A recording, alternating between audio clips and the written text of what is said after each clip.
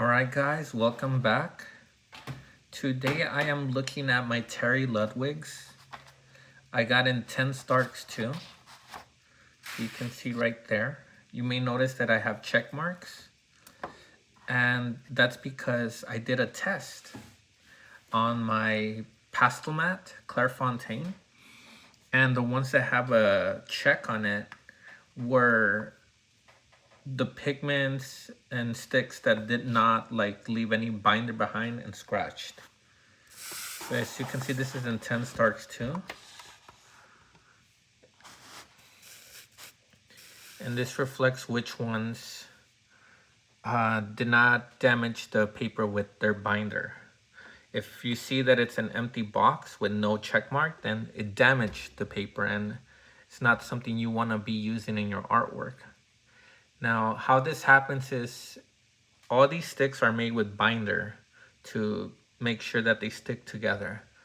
The problem, unfortunately, is that sometimes when you create these pastels, the binder will clump up, and as it clumps up, it'll be distributed unevenly, and then it'll scratch your paper or it'll scratch your board. So right now I have this ampersand pastel board here in the bottom, which we're gonna use to test out how these pastels work on ampersand. If it has a check mark, it passed the test for Clairefontaine for me. If it doesn't have a check mark, obviously it scratched the paper. But now I'm gonna test again those that scratch the paper, this time on ampersand, to see if ampersand reacts differently than the paper. And we'll see, because I've used ampersand before and they do get scratched up easily. So let's get started. We have our R180 right here. It's the first one in the bottom.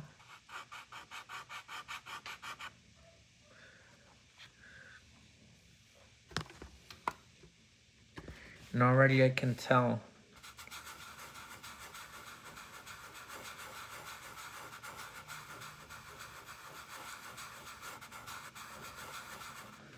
so you guys see that? That right there is a scratch on the ampersand. So I'm gonna put this right here next to it. And this isn't good on pastel mat or ampersand. It's just not good at all. Here's the next one, the R200.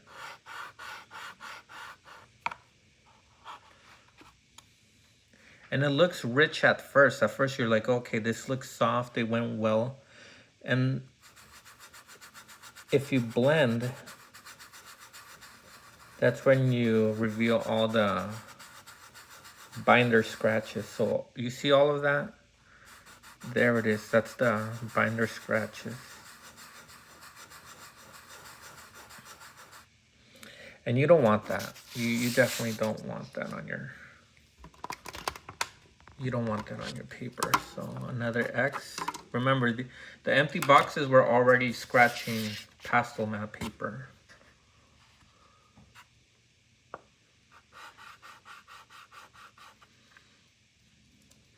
This test is to help you guys out.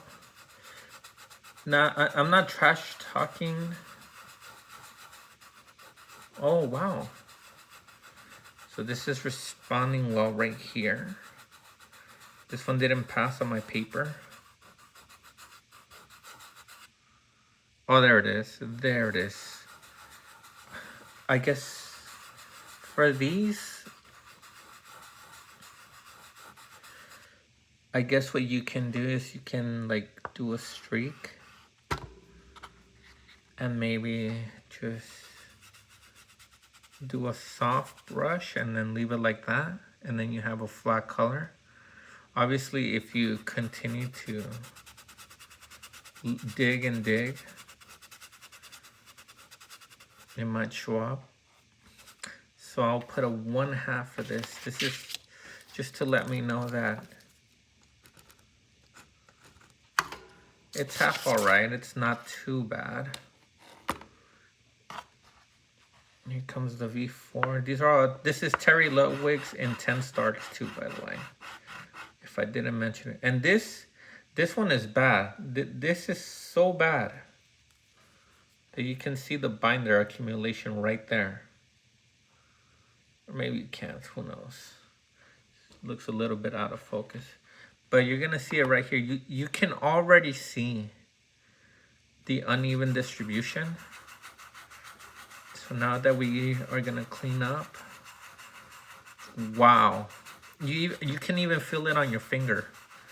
It accumulated so much binder. Look at that. Look at that. That is horrible. You don't want it scratching your surface. This will make it impossible for you to do any work. So intense darks, bad. And this is something that you guys gotta check out on your own. You guys gotta give it a look on your own time. Because these are manufactured on, those say, Terry Ludwick says it's hand rolled. Okay. Yeah, this one has it right there. You see the lines. Yeah, you don't want that. You do not want that. So you practically just, if you're a pastelist, every time you buy a set, you gotta do this test on all your pastel pencils, soft pastels. Because even my Karen de Ash, okay, this one just looks all right. There's still some binder in. Look, yeah, that's a problem right there. And this is what we were talking about, doing the half, where if you just blend a little, not too much, it looks sort of decent. But even though I did the sort of decent one, look at that. No, you don't want this. There's no fixing that, because like if you like try to go over it again, there's binder in there, so every time you go over it, you're just creating more damage. So some of you may be okay with that. I'm not. So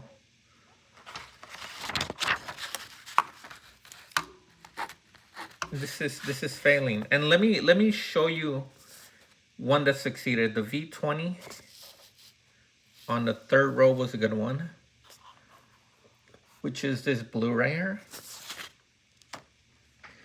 I do this right here.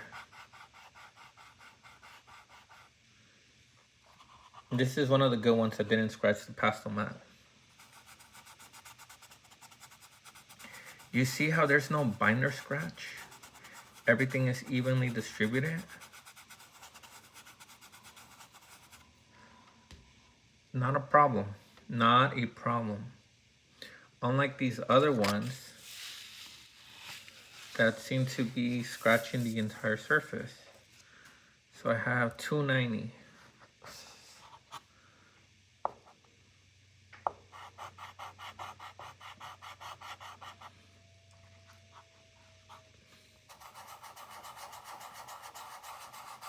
You know what? This one seems half all right, because it's looking decent on the ampersand.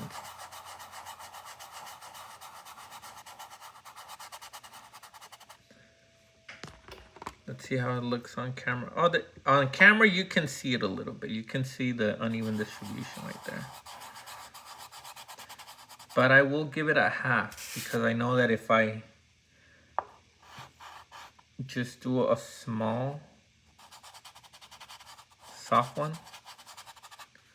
then it'll look decent. So for the B290, it gets a half good.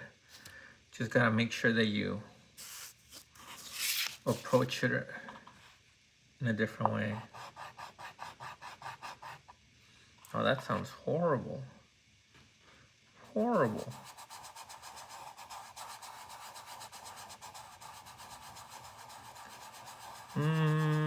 This one did not pass on my pastel mat. You can see blemish right there, but it's not that noticeable. So again, this is probably gonna be a half. Small little drizzle and that's it. Yeah. So let's give that one a half.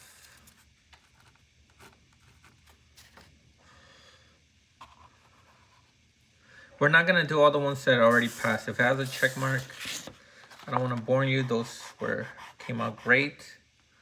This one looks horrible, by the way. Horrible.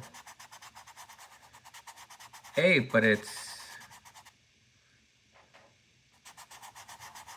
All right, not bad, not bad. See, there you go. This is another half where you just gotta be careful. There's still the blemish right there. It's uneven. But again, halves for me are like you do a little bit, not too rough, and it should come out all right. So.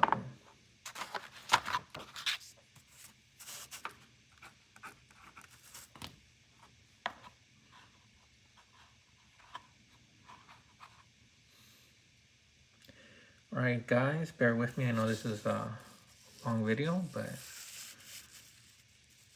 we have 4 more.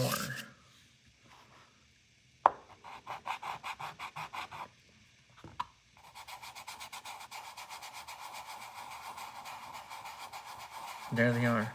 The reason why you want to see these scratches is because when you try to do like work on top of it with like a pencil,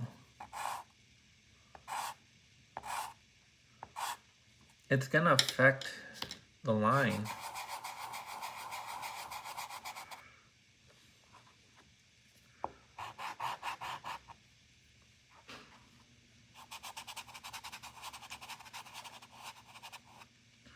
So if you want to do, guys, if you guys want to do these small lines right here, know that there's going to be some blemishes. If you keep spreading it out, the binder will be revealed. And it matters. It matters. It matters to me. I think it should matter to everyone who wants their pastels to work for them. There you go. You see that?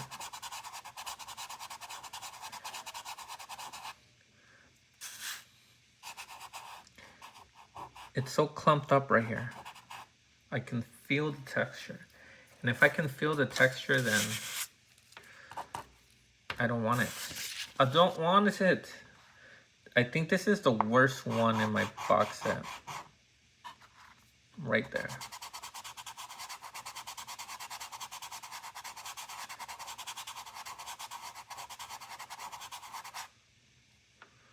These clumps.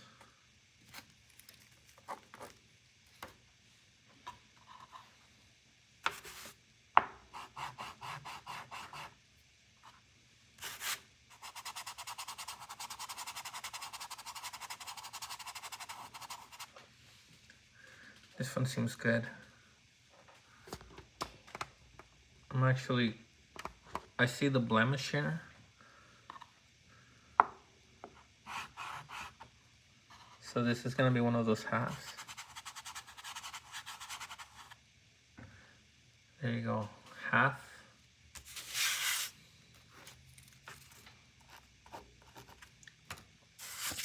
And then the last one, guys, for you guys.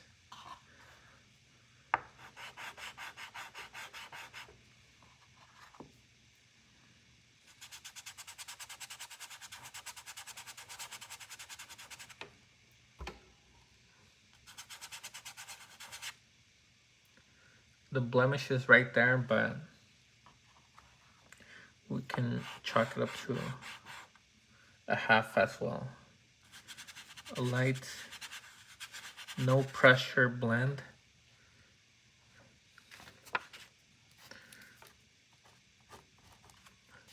So there you have it, guys. For really good ones from my Intense Dark Terry Ludwick set 2, about 16 are perfect. 16. Here's another perfect one just for the final one so you guys can see what perfect means. Perfect means there's no blemishes. Nothing. It evenly distributes. It's perfect. Not a single thing wrong with that. And obviously, imperfect is this shit right here.